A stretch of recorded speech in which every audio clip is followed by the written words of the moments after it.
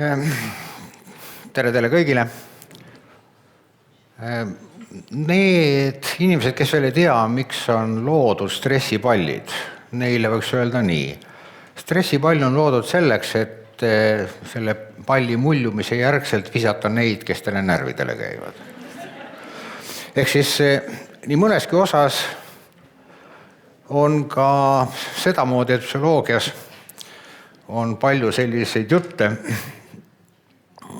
mis huvitavad vaid psühholoogi endid.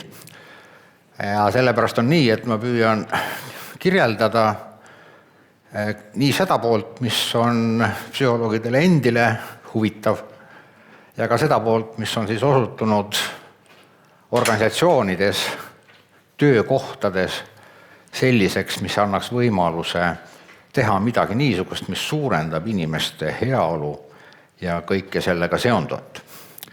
Nüüd kõigepealt midagi niisugust, mis vajaks vist äramärkimist.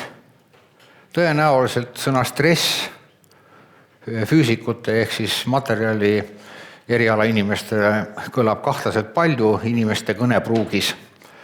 Stress on huvitaval kombel nii positiivne kui negatiivne. Ja siis on olemas düsfunktsionaalne stress ja funktsionaalne stress. Põhimõtteliselt võib nii ja naa öelda, aga see, millega sai hakkama Richard Lazarus oma revolutsioonilise panusega stressi temaatikasse seisnes selles, et ta näitas, et ei ole mõtet uurida kogu aeg neid, mis on stressoreid. Ja väga lihtsal põhjusel selgub, et inimesed peavad ühtemoodi ebameeldivaks või väga meeldivaks, mis kutsub esile stressseisundi nii oma isikliku pulma kui ka oma lähedase surma. Kuidas see võimalik on, küsisid psühholoogid. Vastus oli väga lihtne. Probleem ei ole mitte sündmuses, vaid probleem on selles, et uus olukord nõuab muutusi. Ja inimesele on omane püüda hoida teatud tasakaalu, ja see on fundamentaalne elusorganismide põhimõte, hoida teatud omadusi, teatud harjumusi raamides, ja kõik see, mis nõuab liiga suurt väljumist nii raamidest kui ka olemasolevast elustiilist, ongi midagi, mis esitab mulle nõude. Ja Richard Lazarus demonstreeriski seda, et suuresti taanduvad stressi teemalised asjad hinnangutele, mida inimene annab sündmusele, ja seejärel niinimetatud teisene hinnang seisneb selles, et kas mul on võimalusi vastu tulla sellele keskkonnanõudele. Keskkond tähendab nii seda, mis on sotsiaalne kui ka ühiskondlik kui ka kõik sinna muu juurde. Mis siis tähendab seda, et erinevad niinimetatud stressid on ei midagi muud kui sellised olekud, seisundid, kus on tekkinud nõue muutuda ja selle tõttu peab midagi teisenema minus, minu keskkonnas, ja see ongi see, mida inimene elab üle kui emotsioonidest küllastatud seisund. Ja siit ka on juba lihtne aru saada, et samad asjad, samad nähtused võivad omandada nii sügavalt negatiivse kui ka sügavalt positiivse tähenduse, ja kogu see asi taandubki sellele. Mida me siis võiksime kõige lihtsamalt öeldes järeldada?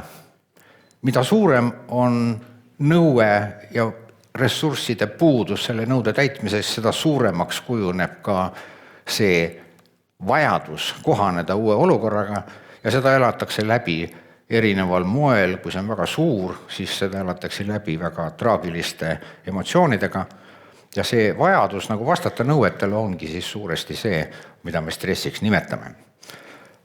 Mõnes kohas on see positiivne, mõnes kohas negatiivne, nii ta ikkagi on. Nüüd iseenesest, mida see tähendab? See tähendab seda, et igal päeval, igal hetkel, mida nimetatakse ka hasslis stressoriteks, on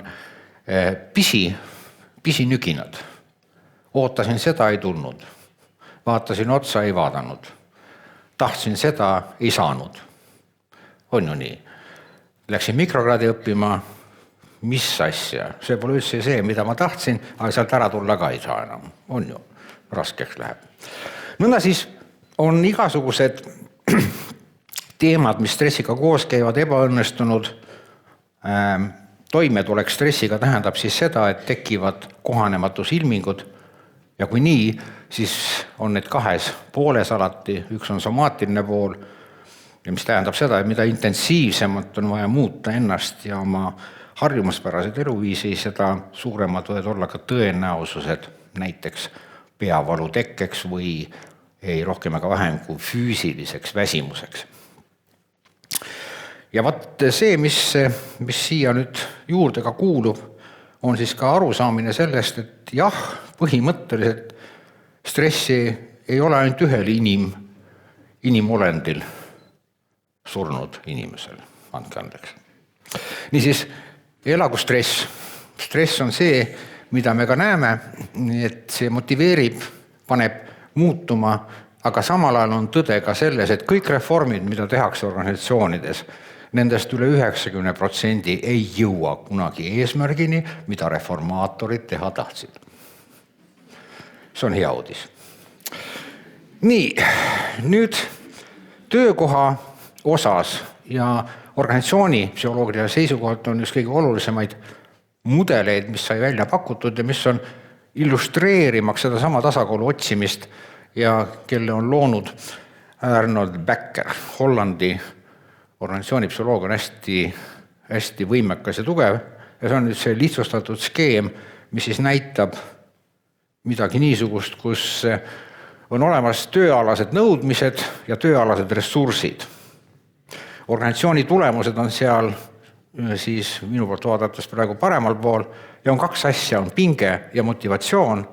Põhimõtteliselt ühtedest tuleb motivatsioon, tööalased ressursid tähendavad kõike seda, mis on organisatsioonist võtta ja tööalased nõudmised on need, miks personali valikus kandidaadilt küsitakse, mida sa kõike oskad.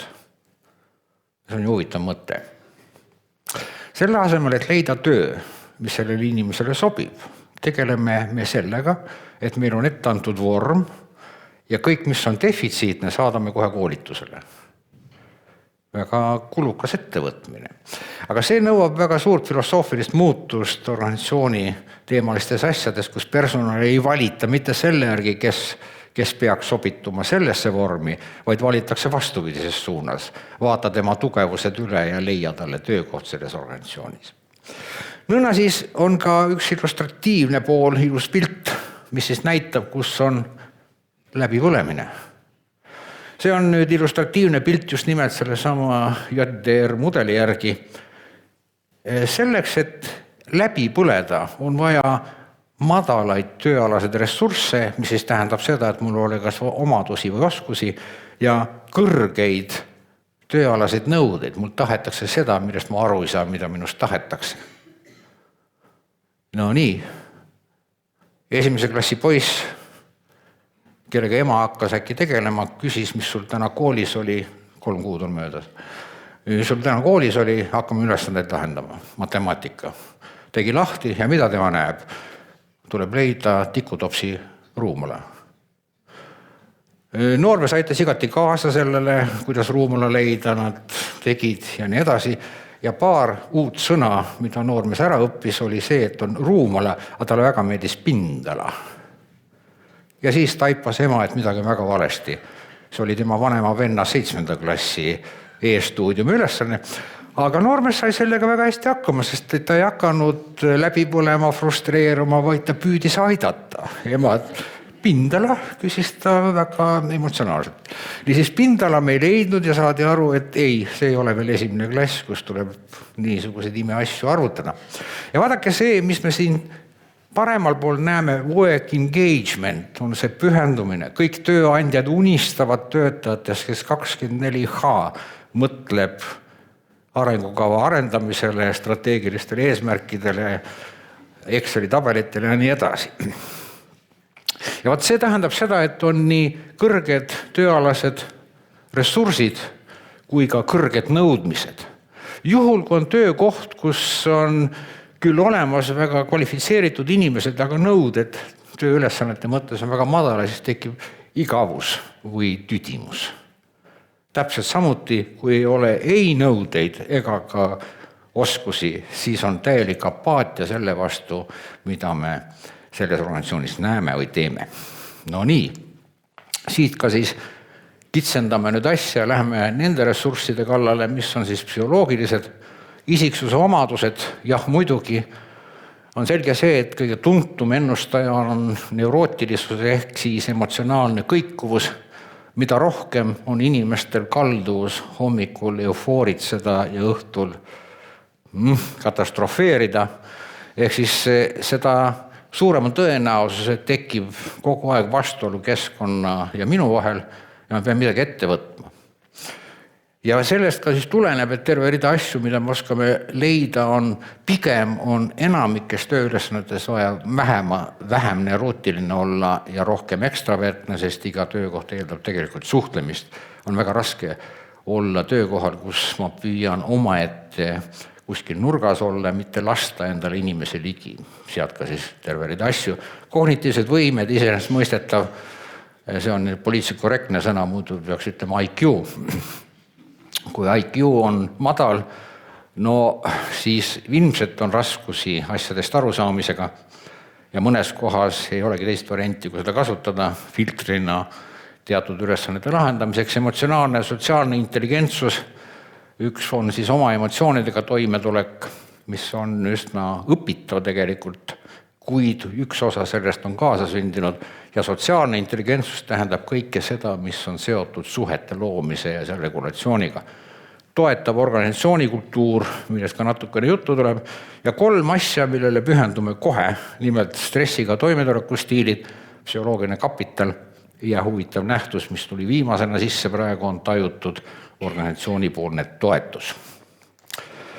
Nii, stressiga toimetulekustiilid ja stress, need on 3 kõige tuntumat samast Lazaruse kontseptsioonist lähtudes. Charles Carver oli nii suur inimene, et ta ütles, et aitab nüüd uuringutest, toimetuleku viise on 15 punkt. Ja edasi, kuna klassik niimoodi ütles, kõik tegelevad sellega, kuidas jaotada need, mis siin nimetatud on. Need on eestlaste toimetuleku stiilide osad. Erinevates kultuurides on see erinev. Probleemile suunatud tähendab seda, et lahendatakse probleem, ta on aktiivne, leitakse stressori enda arvates põhjus, kui selleks on inimene, ma püüan tast lahti saada, kui selleks on organisatsioon, püüan temaga ette võtta midagi ja kui selleks on ühiskond, noh, mis mul siis üle jääb, väike muhu tikandiga džihaadi vöö ja kuskil keskuses midagi õhku lasta, aga paraku need ei pruugi lahendada, nii ongi. Siis käivitub emotsioonile suunatud, mis on pallatiivne, see tähendab seda, et ma püüan nagu lahti saada emotsioonist, see on ka aktiivne tegevus, otsin inimesi, kelle juurde minna ja kui see ei aita, siis minnakse vältivale toimetulekule üle, mis tähendab leppimist, unustamist, mitte sellega tegeleda tahtmist. Estonia katastroofi järgsed inimesed, osadest nendega ma tegelesin, ei uskunud, et see asi on reaalne, see kohe lõppeb ära see uni ja kõik taastub endisel moel. Ja siis inimesed loobuvad reaalsust tunnetamast. Ja vaat see on siis see, mis pehmemal kujul on kõigil neil, kes ootavad, et asi lihtsalt üle läheks. No jah.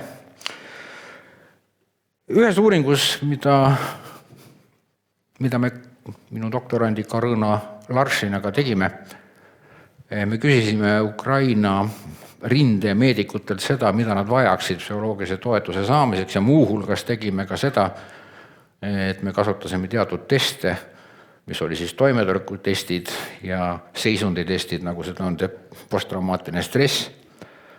Ja see, mida me siin näeme, on üsna indikatiivne. Ärevuses või posttraumaatilises stressis olevad inimesed kasutavad eelkõige vältivat toimetuleku strateegiat, sest ei ole võimalik lahendada probleemi ja enam ei aita väljanutmine või abipalumine. Kõik, mis meile on jäänud, on see, et kuidagigi toime tulla selles olekus, kus me oleme. Nüüd iseenesest see näitab, et antud juhul on see mõneti imelik on niimoodi teha uuringut, kus on reaalne kõik see, mis seal toimub. Aga see viitab, et tõepoolest väga kõrgetes stressituatsioonides, intensiivses stressis on just nimelt see, mis aitab inimesi kuidagi pinnal püsida kõigi nende omadustega, mis selles olukorras üldse teha saab. Teine on psühholoogiline kapital, mille loojaks on positiivse psühholoogia suurkuju organisatsiooni psühholoogia kontekstis Fred Lüthans, kes on siis andnud välja ka hulgasid õpikuid ja mõtles välja viisi, kuidas treenida inimestel stressile vastupanu ja üks nendest kontseptsioonidest on siin, psühholoogiline kapital. On olemas ka sotsiaalne kapital, mis tähendab ühiskonna ja suhete ressursse, aga psühholoogiline kapital koosneb 4 osast. Üks on lootus, ehk siis uskumine selle kohta, et ma leian lahendusi, kui seda on vaja. Ta on üsna irratsionaalne, mis siis tähendab seda, et seal ei ole öeldud, et see lahendus on edukas, vaid ta ütleb seda, et ma usun, et kui asjad lähevad halvaks, et siis ma suudan leida mingigi lahenduse sellele olukorrale. Optimism, mis tähendab seda, et ma usun, et sündmused, mis mind tulevikus ees ootavad, võimaldavad mul pingutuse kaudu või tõttu, isiklike pingutuste või toimetamiste tõttu saavutada eesmärk. Ehk siis siin on oluline erinevus. Depressioonis inimestel ei ole optimismi. Nad ei suuda näha seost oma tegevuse ja oma panuse vahel. Selle eesmärgi saavutamiseks. Ehk siis lõigatakse ära see seos ja see on õpitud abitus, tüüpiline seisund. Nüüd optimism tähendabki siis seda, et ma lähtudes iseenda oskustest ja võimetest suudan igal juhul täita teatud eesmärgid ja ülesanded. Säilenõtkus, resilience, on midagi niisugust, mis siis kirjeldab uskumust, et kõikidest asjadest on võimalik üle saada. Ja viimane tunnetatud võimekus ehk self-efficacy on siis kujutus endast kui inimesest, kes midagi oskab ja kui väga vaja, siis ma suudan oma võimeid rakendada teatud ülesande lahendamiseks. Kuidas see stressiga seostub? Lõputu arv erinevaid töid on tehtud üle maailma. Need on siin mõned Eestis tehtud asjad, kus kui te näete, siis need paariskorrelatsioonid, mis on kõik negatiivsed, ütlevad seda, et kui mul on säilenõtkus, siis tööalane stress on inimesel madalam. Ja siis kõik 4 komponenti annavad oma panuse, kuidas on läbipõlemisega seosed. Vaadake, parim viis, kuidas öelda, mis on läbipõlemine, on Kristina Maslach, kellelt on pärit siis see, mida kõige rohkem kasutatakse. Esiteks, läbipõlemine tähendab seda, et on kurnatuse seisund, ei jaksa, ei jõua, väsimus. Võõrandumine ehk siis kognitiivne komponent, mis ingliskeelses maailmas on depersonaliseerumise nime all ja mis tähistab seda, et ma töötan nii, et inimesed ei ole enam inimesed minu ümber. Nad käivad mulle närvidele, nad on asjad. Mis te jälle siia tulite oma juttudega? Jälle ta siin segab mind ja nii edasi. Aga see on teenindava elukutse puhul. Aga võõrandumine tähendab ka seda, et mul kaob ära mõte, milleks ma seda kõike teen. Et ma olen siin kaua olnud, aga mis mõte sellel kõigel on? Ja vaat see võõrandumine loobki sellise eemaloleku seisundi, kus inimesed minu ümber ei ole enam inimesed. Mul ei ole mõtet neile kaasa tunda. Ehk siis see võõrandumine on selline zombilik olek ja tegevus. Ja efektiivsuse langus tähendab seda, et tähelepanu häired, mälu ei tööta enam nii, ei pane tähele, palju eksimusi. Umbes nii nagu 2 nädala jooksul peale kella keeramist inimesed ise teavad. Enamasti siis suureneb nii autoavariide arv kui ka kõikvõimalike õnnetuste arv. Mis me näeme?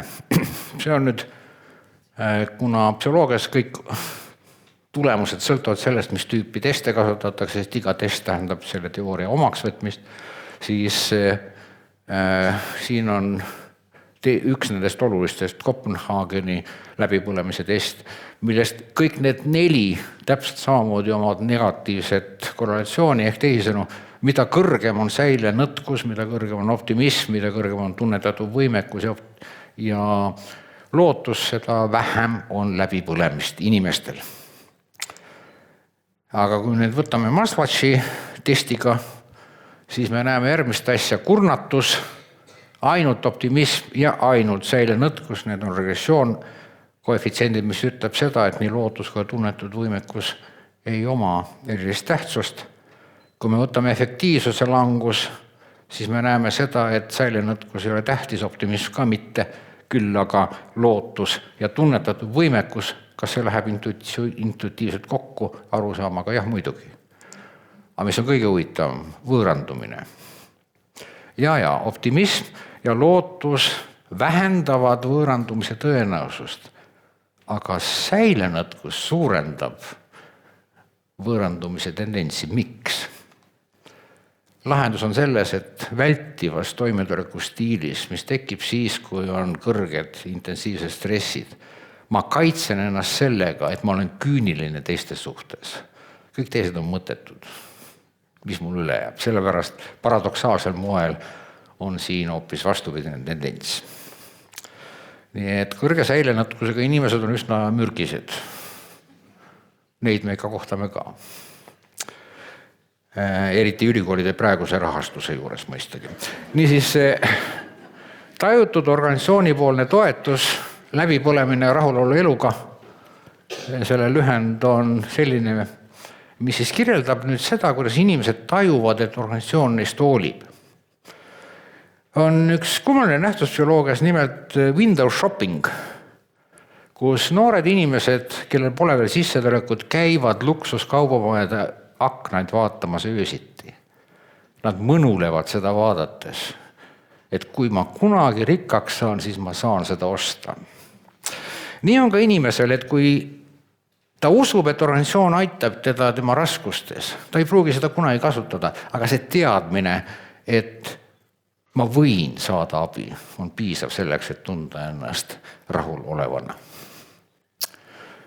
No nii, mis me näeme? Läbipõlemine ja tajutud organisatsioonipoolne toetus, see on samuti positiivse psühholoogia välja töötatud kontseptsioon, on üsna suures ulatuses negatiivselt seotud läbipõlemisega, et kui inimesed tunnevad, et neist hoolitakse, siis nad teevad ka midagi niisugust, mis on ilmselt rohkem kui vaid see, mis neilt nõutakse, ehk siis pühendunud inimesed võivad ka väga pikka aega üldse ilma igasuguse stimulatsiooni ja motivatsioonipaketita tegutseda. Aga samas rahulolu eluga kasvab. Nõnda on siis juba puhver olemas. Ja nüüd see toetav organisatsiooni kultuur, mis sisaldab seda sama võimalust tunda, et mind on märgatud ja toetatakse, on siin. Need on positiivse psühholoogia põhimõtete rakendused, mis on positiivse psühholoogia poolt välja töötatud ja nad on positiivse organisatsiooni kultuuri ühed tähtsamad elemendid, ehk siin on terve rida selliseid märksõnu, mida ei pruugi isegi tähele panna Eestis, aga nad on olemas. Niisiis, kui me alustasime sellest, et suurepärane stress on, siis võib-olla veel suurepärasem on see, kui meil oleks sellised organisatsioonid, kus inimesed tunneksid ennast väärtustatuna, ehk siis neist ei sõideta üle, neid kaasatakse, nad tunnevad, et on õiglus kuskil ja võrdsus olemas. Ja lõpuks viimane, minu tänuavaldused neile magistrantidega, kelle töid ma olen kasutanud, aga võib-olla veelgi rohkem täna möödub 1000 päeva sellest, mis Ukrainas toimub, ja samal ajal 1000 päeva õhtumaa tsivilisatsiooni mannetusest ja jõuetusest midagi ette võtta. Ma arvan, et meil on kõigil õigus tänada ukrainlasi selle eest, mida nad on teinud, ehk siis nii nagu 100 aastat tagasi Ukraina vabastusarmee inimesed vastasid tervitusele Herojam Slava. Aitäh teile!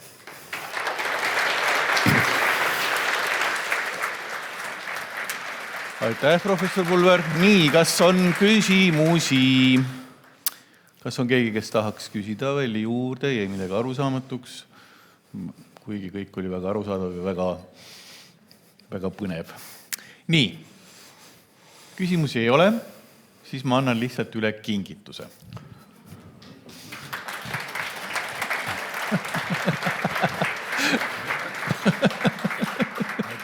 Suur tänu.